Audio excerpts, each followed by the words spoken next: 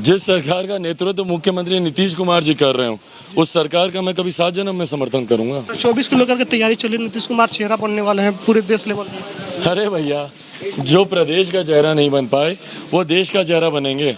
अनुसूचित जाति जनजाति समाज के साथ और खास तौर पर अनुसूचित जाति के साथ जो भेदभाव किया जाता है, भाई इन जातियों को शेड्यूल किया गया था भारतीय संविधान में, जो अनटचेबिलिटी की शिकार रही हैं, जो छुआछूत की शिकार रही हैं।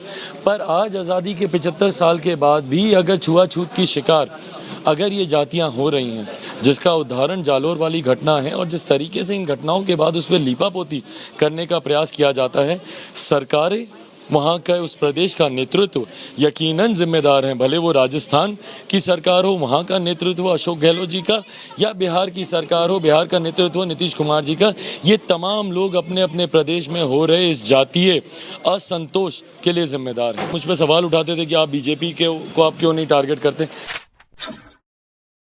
महागठबंधन की सरकार बन चुकी है और विश्वास मत भी हासिल कर लिया गया है, और इस पे लोग ये जानना चाह रहे हैं कि बिहार के जो युवा नेता हैं चिराग पासवान, वो किन के साथ हैं, क्योंकि बहुत लोग उम्मीद लगा के देख रहे हैं कि आखिर आने वाले समय में क्या फैसला करेंगे चिराग पासवान जी। हमारे साथ मौजूद है। सर, विश्वास मत हासिल हो चुका है, क्या कहिएगा?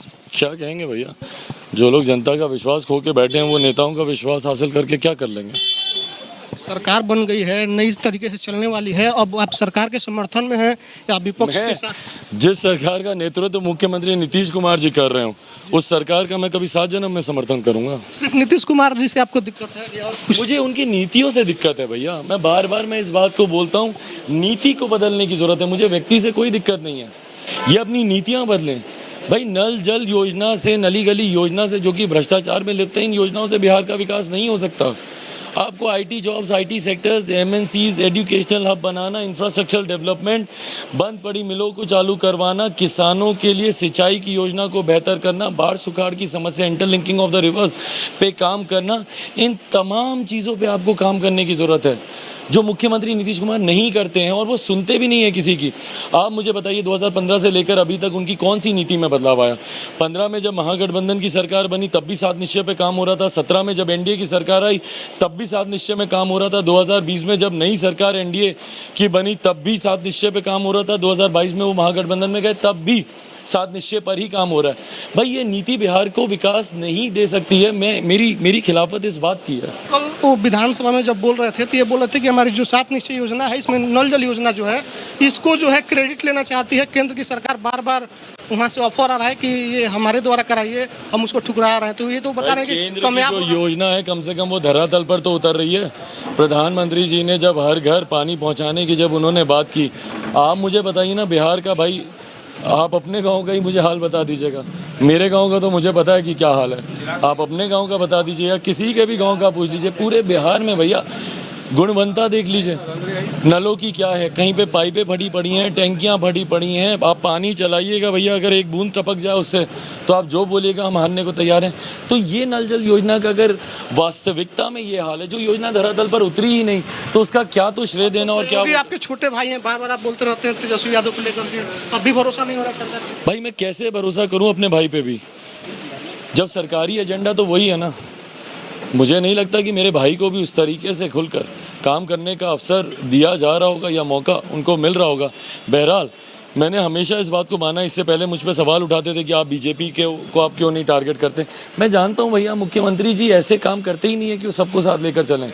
सिंगल मैन आर्मी, अकेले निर्णय लेंगे, अकेले काम करेंगे। वो किसी की राय मशवरा सुनना ही नहीं चाहते हैं। सुनते तो कितनी बार मैंने उन्हें इतने सारे मशवरे दिए, अगर वो लागू करते तो आज चिराग मॉडल की जगह नीतीश मॉडल की चर्चा हो रही होती। 24 को लेकर के तैयारी चली, नीतीश कुमार चेहरा बनने वाले हैं पूरे देश लेवल पे। अरे भैया, जो प्रदेश का चेहरा नहीं बन पाए वो देश का चेहरा बनेंगे। आखिरी सवाल सर, ये आज बीपी मंडल जी का जयंती है और लगातार जो दलित समाज है, अनुसूचित जाति, SC ST के लोग हैं, उन पर अत्याचार हो रहा है। आप राजस्थान भी गए थे, तो क्या इसको लागू करने में कठिनाई आ रही है आप लोगों को, क्योंकि आप लोग लगातार उस चीज़ की बात करते हैं? भाई, यकीनन आज की भी तारीख में अनुसूचित जाति जनजाति समाज के साथ और ख़ास तौर पर अनुसूचित जाति के साथ जो भेदभाव किया जाता है, भाई इन जातियों को स्केड्यूल किया गया था भारतीय संविधान में, जो अनटचेबिलिटी की शिकार रही हैं, जो छुआछूत की शिकार रही हैं। पर आज आज़ादी के 75 साल के बाद भी अगर छुआछूत की शिकार अगर ये जातियां हो रही हैं, जिसका उदाहरण जालोर वाली घटना है, और जिस तरीके से इन घटनाओं के बाद उस पर लीपापोती करने का प्रयास किया जाता है, सरकारें, वहाँ का उस प्रदेश का नेतृत्व यकीनन जिम्मेदार हैं। भले वो राजस्थान की सरकार हो, वहाँ का नेतृत्व अशोक गहलोत जी का, या बिहार की सरकार हो, बिहार का नेतृत्व नीतीश कुमार जी का, ये तमाम लोग अपने अपने प्रदेश में हो रहे इस जातीय असंतोष के लिए जिम्मेदार हैं। बाकी आपकी जो प्रतिक्रिया कमेंट बॉक्स में बताइए, फेसबुक देख रहे हैं शेयर कीजिए, यूट्यूब देख रहे हैं चैनल को सब्सक्राइब कीजिए। धन्यवाद।